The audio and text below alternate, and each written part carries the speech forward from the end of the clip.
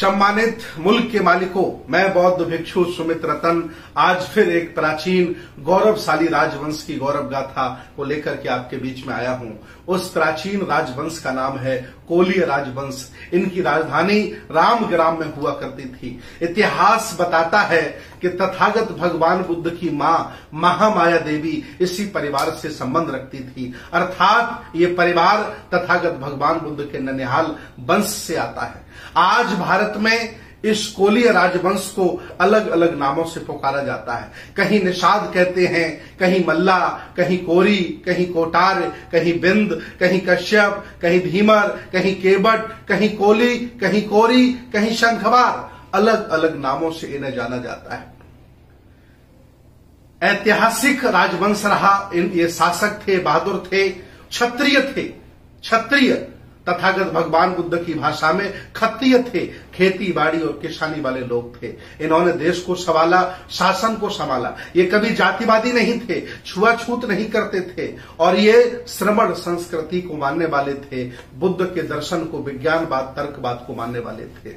आगे चलकर के इतिहास बताता है कि जब मौर्यों के 10वें राजा सम्राट वृद्धरथ की हत्या कर दी जाती है, उस समय पुष्यमित्र शुंग के द्वारा जो साहित्य लिखा जाता है, इतिहास लिखा जाता है, उस इतिहास में सम्राट गुहराज निषाद राज का भी नाम आता है। आगे चलकर के इस खानदान में महाराजा सिंघनु पैदा हुए, महर्षि कश्यपी पैदा हुए, महाराजा नल निषाद पैदा हुए, महाराजा मानधाता पैदा हुए, महर्षि मत्स्येंद्रनाथ जो गोरखपुर की पीठ है उसके पीठाधीश्वर हुए। ये पीठ पहले कोलीय लोगों की थी, लेकिन बाद में हत्या ली गई। आज ये दूसरे लोग कब्जा करके वहां बैठे हैं। आगे चलकर इस खानदान में संत भीमा भोई पैदा हुई। इतना ही नहीं, इस ऐतिहासिक राजवंश में आगे चलकर झलकारी बाई पैदा हुई। कहा जाता है कि महारानी लक्ष्मीबाई ने युद्ध लड़ा, झूठ है।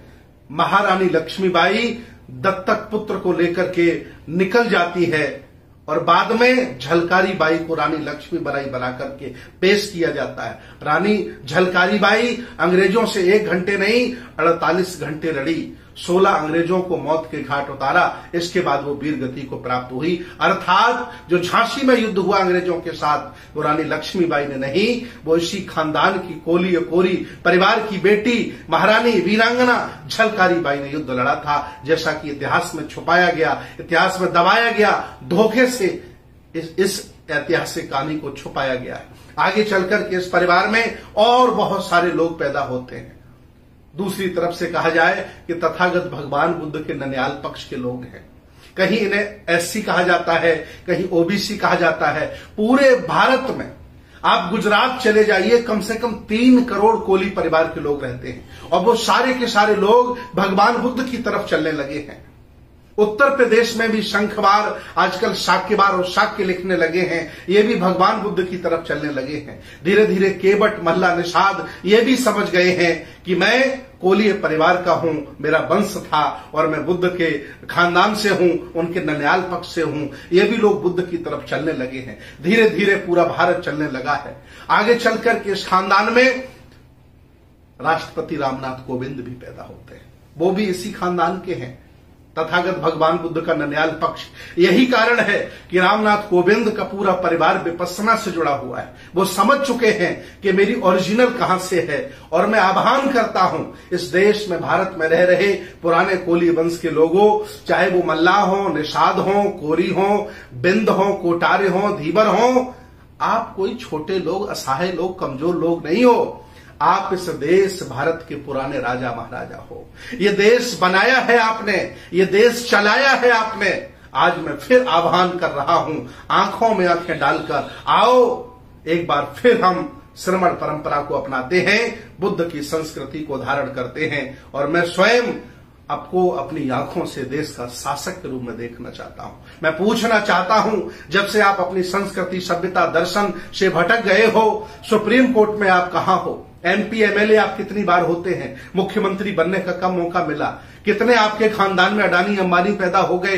ये इसलिए क्योंकि आप पुरखों की विरासत को भूल गए थे, खानदान का जो पुराना वैभव था उसे भूल गए थे, इसलिए आज ये दशा आपकी बनी है। मैं आह्वान करता हूं, सामाजिक, राजनीतिक, धार्मिक, आर्थिक एक हो जाओ और विचारधारा को अपनाओ, जागरूक हो जाओ और दोस्त दुश्मन की पहचान करो कि सही मायने में आपका हितकर कौन है और आपका नुकसान करने वाला कौन है। जागरूक हो जाओ और जागरूक होकर के पूरे देश के पुराने कोली वंश को जगाओ और जगा करके देश का शासन करो। ये भारत की धरती, ये श्रवण परंपरा, मैं बौद्ध भिक्षु आपको आह्वान कर रहा हूं, आपसे अपील कर रहा हूं, आपको बुला रहा हूं, आइए।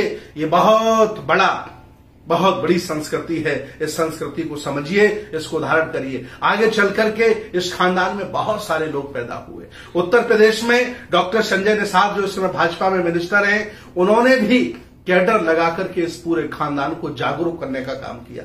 इतना ही नहीं, बहुत सारे संगठन हैं जो मेरे साथ जुड़े हैं, बहुत सारे लोग हैं जो मेरे साथ काम कर रहे हैं और वह अपने पुराने कोली वंश को, रामग्राम की उस राजधानी को जगाने का काम कर रहे हैं। मैं आह्वान करता हूं, आप लोग कोई छोटे असहाय लोग नहीं हो, इस देश भारत के राजा महाराजा हो। आओ हम सब लोग मिलकर के इस ऐतिहासिक विरासत को आगे बढ़ाते हैं। आप भूल मत जाइएगा, इसी खानदान में सदगुरु कबीर पैदा होते हैं, ऐसे संत जिन्होंने मानवता के लिए, हक वंचित असहाय कमजोर के लिए बहुत काम किया है।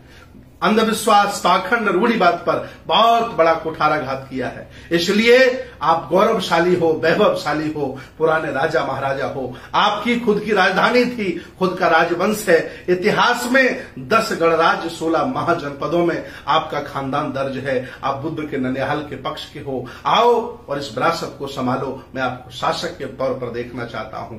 आओ। बहुत बहुत धन्यवाद, बहुत बहुत साधुवाद।